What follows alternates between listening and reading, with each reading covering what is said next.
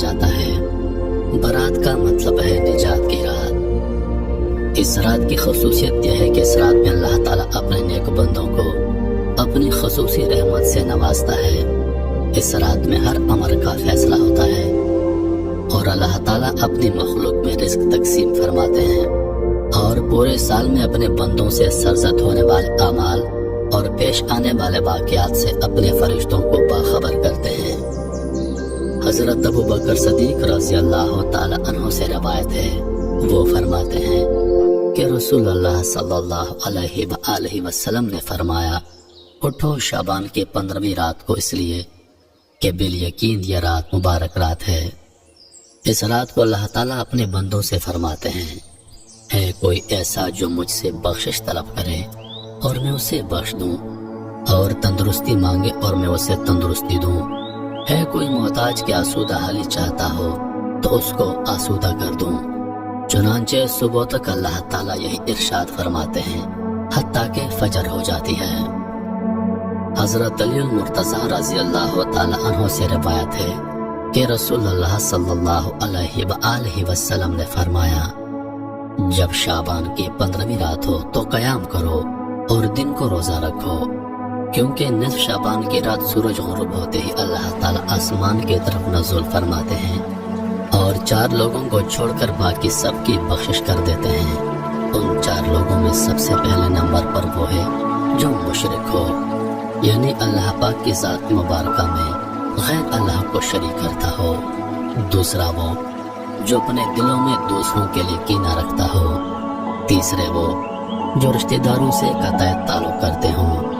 चौथे नंबर पर बदकार औरत और मुसलसल शराब पीने वाला। ऐसा हरगिज नहीं, इन लोगों की कभी बख्शिश नहीं हो सकती, बल्कि सबब यह है कि ये अपने गुनाहों से सच्चे दिल से तौबा कर लें, क्योंकि तौबा करने की तौफीक भी अल्लाह ताला की तरफ से है।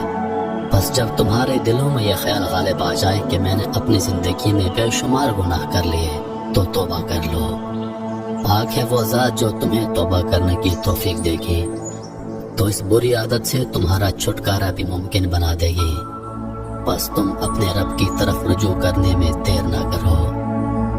हजरत आयशा सदीका रज़ी अल्लाह अन्हा फरमाती हैं कि हुजूर सरवर कौनैन सल्लल्लाहु अलैहि वसल्लम ने मुझसे इरशाद फरमाया, ए आयशा, क्या तुम नहीं जानती कि आज की ये शब निस्फ शाबान की शब है। ये रात 1000 रातों से अफजल एक ऐसी रात है जब अल्लाह ताला अपनी मखलूक के बनी कल्ब की बत्तियों के बालों के बराबर गुनाहों को बख्श देते हैं और दोज़ख से आज़ाद फरमाते हैं, सिवाय 6 लोगों के। पहला शराब का आदी, दूसरा वालिदैन का नाफरमान, तीसरा जिना करने वाला, चौथा कतई ताल्लुक करने वाला, 5वां फितनाबाज और छठा चुगलखोर। एक मर्तबा ईसा अलैहिस्सलाम किसी पहाड़ी के पास से गुजर रहे थे कि आपकी नजर एक अजीब और गरीब झोपड़ी पर पड़ी। आप रुककर हैरत से उसे देखने लगे। ऐन उस मौके पर अल्लाह ताला ने वही नाज़िल फरमाई और इरशाद फरमाया, ऐ ईसा, क्या मैं इससे ज्यादा अजीब चीज तुम पर जाहिर ना कर दूं? अर्ज किया, जी हाँ जरूर। चुनांचे उस झोपड़ी में से एक बुजुर्ग हाथ में असा लिए बाहर आए। हजरत ईसा अलैहिस्सलाम ने उस बुजुर्ग से पूछा, आप कितने अरसे से इस झोपड़ी में इबादत कर रहे हैं? बुजुर्ग ने जवाब दिया, 400 बरस से। ये सुनकर ईसा अलैहिस्सलाम ने बारगाह इलाही में अर्ज की, ऐ अल्लाह, तेरे इस मोजज़े को देखने के बाद मेरा यह गुमान है कि इस बंदे से ज्यादा इबादत गुजार बंदा और कोई नहीं। अल्लाह ताला ने इरशाद फरमाया, ऐ ईसा, मेरे महबूब नबी की उम्मती का शाबान के महीने की आधी रात की इबादत में 2 नवाफल नमाज अदा कर लेना इस बुजुर्ग की 400 बरस की इबादत से अफजल है। हजरत अबू हुरैरा रज़ी अल्लाह अन्हु फरमाते हैं कि हुजूर अकरम सल्लल्लाहु अलैहि वसल्लम ने फरमाया, मेरे पास आधी शाबान की रात में जिब्रील अमीन अलैहिस्सलाम तशरीफ लाए और अर्ज करने लगे, ए अल्लाह के रसूल, अपना सर मुबारक आसमान की तरफ उठाइए।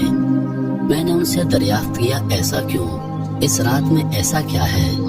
जिब्रील अमीन अलैहिस्सलाम फरमाने लगे, یہ وہ رات ہے جس رات اللہ تعالیٰ رحمت کے 300 دروازے کھول دیتے ہیں اور ہر اس انسان کو بخش دیتے ہیں جس نے اس کے ساتھ کسی کو شریک نہ ٹھہرایا ہو، بشرطے کہ وہ جادوگر نہ ہو، سود خور نہ ہو، زانی نہ ہو، شراب کا عادی نہ ہو۔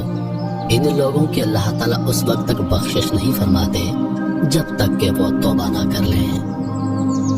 ماہ شعبان کی 15ویں شب کے بارے میں حضرت صلی اللہ علیہ وآلہ وسلم فرماتے ہیں، اے عائشہ، کیا تم جانتی ہو اس رات میں کیا ہوتا ہے؟ عرض کیا، یا رسول اللہ بتلائیے اس میں کیا ہوتا ہے؟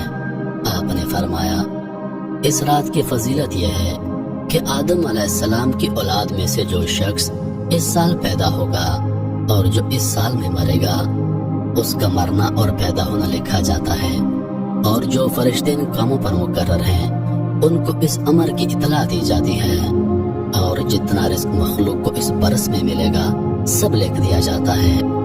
اور اس 15ویں رات اللہ تعالیٰ سورج ڈوبتے ہی اس دنیا کے اوپر جو آسمان ہے اس پر تشریف لے آتے ہیں اور ارشاد فرماتے ہیں، اے کوئی جو مجھ سے بخشش کا طلبگار ہو، رزق چاہتا ہو، مصیبت کا مارا ہو، دعا کرے تو میں اس کی مصیبت کو دور کر دوں گا۔